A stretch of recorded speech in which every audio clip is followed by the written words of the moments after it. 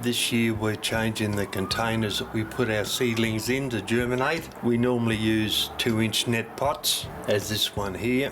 It's got a lining of coir, and then we fill it up with cocoa peat, plant the seed in top, and I've also cut the bottom out so that the roots have easy access out of the bottom. Then that pot with the seedling in goes straight into our hydroponic system.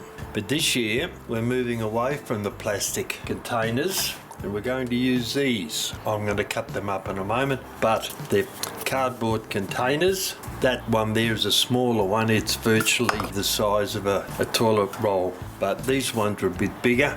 The little guy here will cut in half.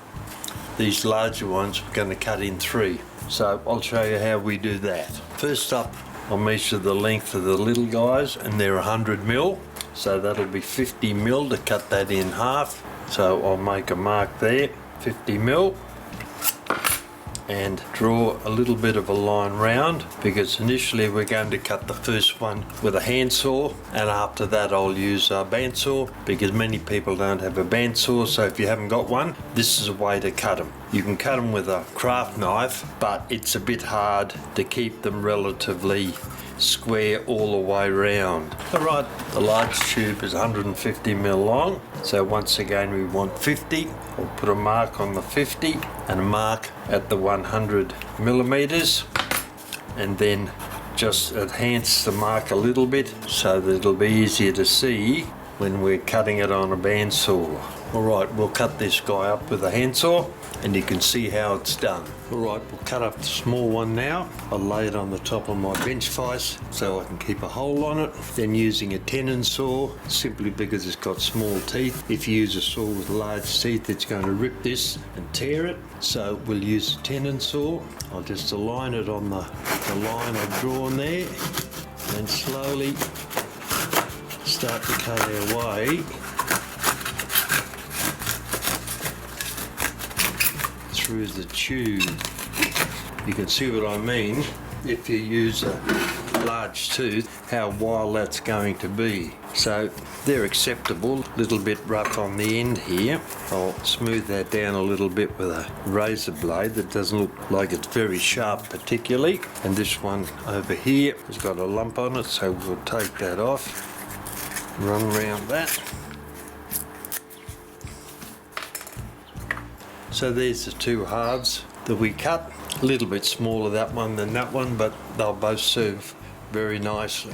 Alright, now I'll go and cut up a couple of the larger ones on the bandsaw, and you'll see how much easier that is to cut these tubes if you've got a bandsaw.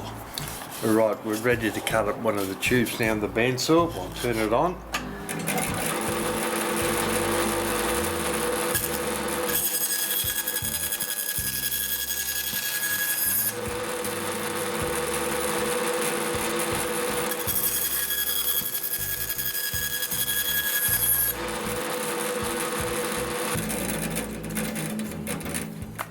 That's how fast and easy it is to cut these tubes on a bandsaw.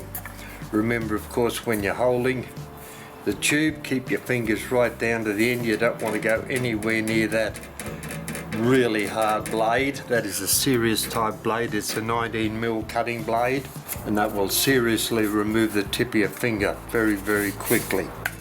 Alright, so there's the first lot. I'll now continue to do the rest because we're going to start planting tomorrow.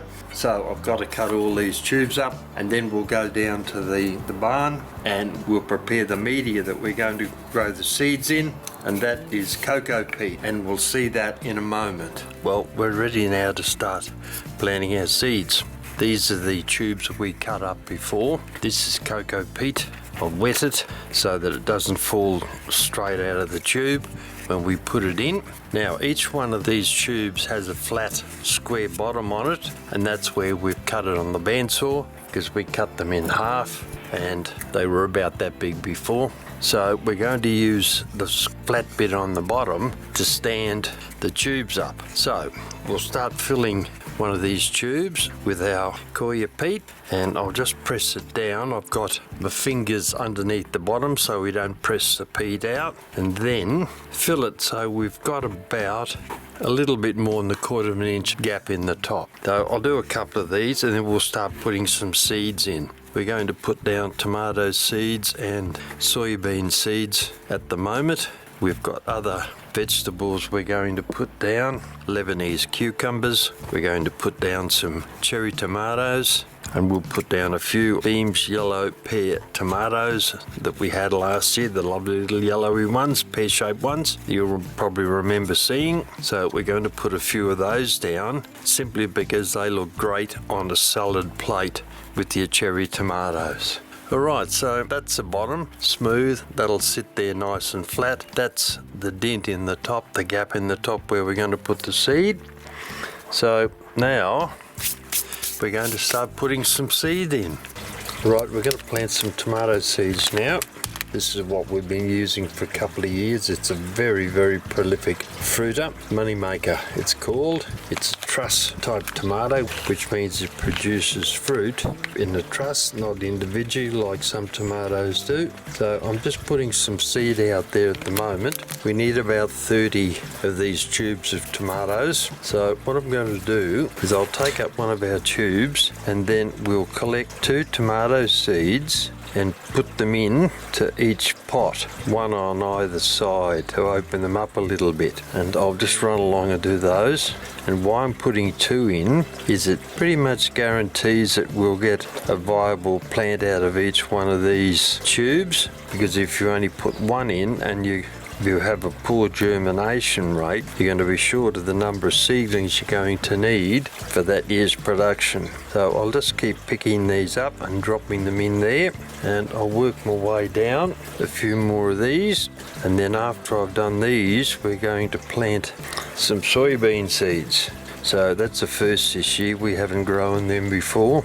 And we do tend to eat quite a few of them in our rice dishes and other meals, so I thought we'd grow some this year and see how they go. The plants appear not to be very big or bushy, but they do grow a lot of pods, though there seems to be only 3 or 4 seeds in each pod, but they do grow a lot of pods.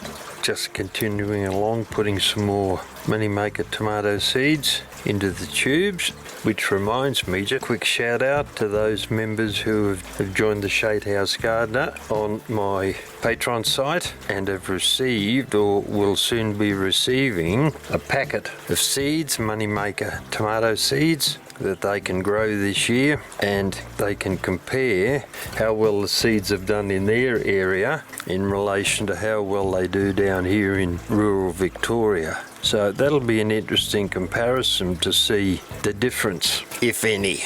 Alright, this is the last one. If I can get a seed on these. There we go. That's got him. Okay. Ones, we'll get them later. There's a nice bunch there. Looking pretty good. Round the corner, another bunch. As you can see,